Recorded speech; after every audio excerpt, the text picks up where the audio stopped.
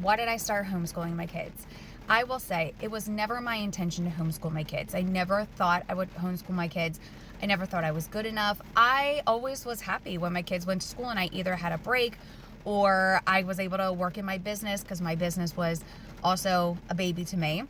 And I never thought in my life I would be homeschooling my kids. But here's the reason why I started homeschooling my kids. I mean, there's multiple reasons, but the number one reason was my oldest was having trouble with reading.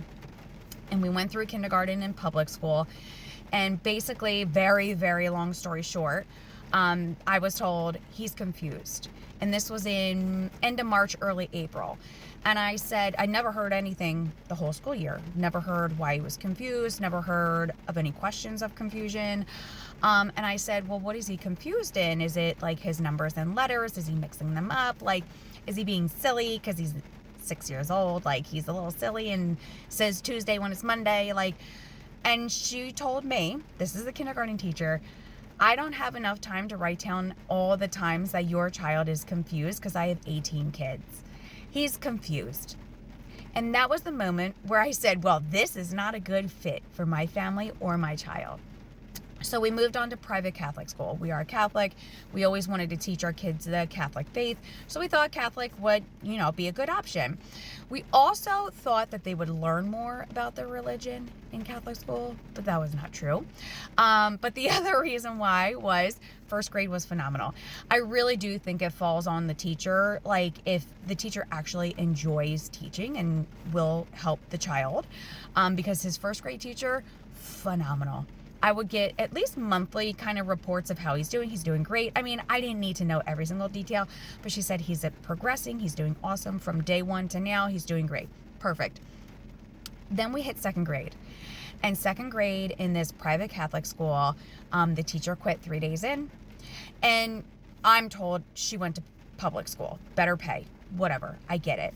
I don't know. I'm one of those people that's kind of like, you're committed. Like, so now you've had these kids for 3 days and you're already quitting. Like, don't think it's very fair, but to each their own. Then they had the principal for about a month and a half. And we know that principals have very important jobs, okay? They have a lot to do. So having the principal in the classroom trying to teach at the same time just didn't work, okay? It didn't work. So then they got a permanent substitute to come in. I think that while it was well intended to have one person in that room, that person didn't care. Okay. She had my son for probably 2 weeks, and they in second grade start doing, it's state testing, but it's like seeing where they're progressing with reading and math and stuff. I don't really care about the state testing. I just want to make sure he's on the right track. Right. So they do the state testing, and he comes back that he needs immediate intervention in reading, okay? So we know he was behind. We knew that he was progressing, but he still wasn't up to level of a second grader, right? And I say to them, because when we joined the school, there was 3 things. There was the safety of the students, is there a discipline policy, and if we need some type of intervention for reading or math or whatever it is, do you have somebody? And all of that was yes, okay? All of that was yes. So then I was told, there's no reading teacher right now. She's on maternity leave. I'm like, great. Congratulations to her. Who's coming in to help?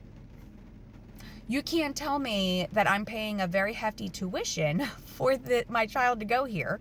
I was told there is somebody here to help with reading and math when needed, and now all of a sudden you don't. So then I was told I should get a tutor, so I should pay for a tutor. And I said, no, you're going to find someone to help my child. So we get to probably about springtime. Things were just going bad. Okay, things were just going downhill. There was no discipline in the classroom. Okay, these kids were feral. Okay, and I think honestly, it just was the group of kids. Like, there was no consequences. And my son would come home crying that either they would lose iPad time. Listen, I get it. iPad time. They don't need to be on their iPad. But when you're learning all day and you're trying to focus and you want a little relief. I mean, look at us all scrolling on TikTok. I get it. He wants to have some free time. Okay. The whole class would lose free time because of the same 4 kids. And my problem was, well, what is the discipline for the child who is continually calling out in class, beating up other people and distracting everybody. And there was no consequences. There was no consequences. This child was let to have brain breaks and walk around the school and then come back, and they would redo the whole lesson for that child. Not fair to that child, number one, because if they need an, I don't want to call it an IEP or special teaching just for them, that school was not helping them in any way, shape, or form. And then you're holding back the other kids from advancing in other things, okay? Because you're redoing lessons constantly, okay? So my son hated it. We got to spring break. I told him, I asked him, what if we homeschooled? We have some cousins that homeschool. So we had kind of an idea of how it would go. And he was like, I don't want to go back to school. I want to homeschool, and he had very high anxiety. We realized he has anxiety and OCD. And I think it's because of all of the issues that were going on in the classroom. And we're still working through them today, but they are much, much better. And so when we went back to school the following week after spring break, I just prayed to God and I said, just give me a sign. I need just one more sign. And that sign was given to me on that first day. And I said to myself, the school's paid off. We need to just get through the school year. Because I was also, I don't think I was pregnant. I think I had the baby, I had a third child. He was almost 1. And we had a nanny at the house. So I just needed to get through the next few weeks so that we could get into summer and we could restart everything. And when I say homeschooling has been the best decision for our family, it has been the very best decision. Never in my life did I ever think that I would be homeschooling my kids. But I will say my oldest is reading on level, if not over where he's supposed to be, because I had the one-on-one time with him, and I'm very happy to be able to do that with him. And we're able to take the time if he's struggling with something or needs extra practice. Like today we started with 2-part math equations, where some of it may be multiplication, some may be adding and subtracting. And it was very confusing with him. And we had a lot of emotions with him. But we got through it, and tomorrow we're just going to do a very small lesson of the same exact thing to get his confidence up, right? So I am so thankful that we have been able to do this. My second child is in 2nd grade now.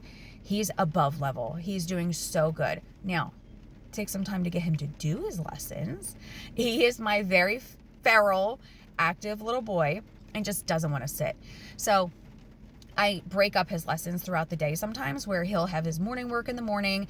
We'll do a math lesson. He'll go and play. Then we'll come back and we'll do a language arts lesson. So making it good for him is just helps so much. So while it may be discouraging to some people, you feel like you're failing in homeschooling constantly, and we all feel like that. I will say it was the best decision I ever made. Very best decision. I truly do love it. I truly do wish I did it sooner, honestly.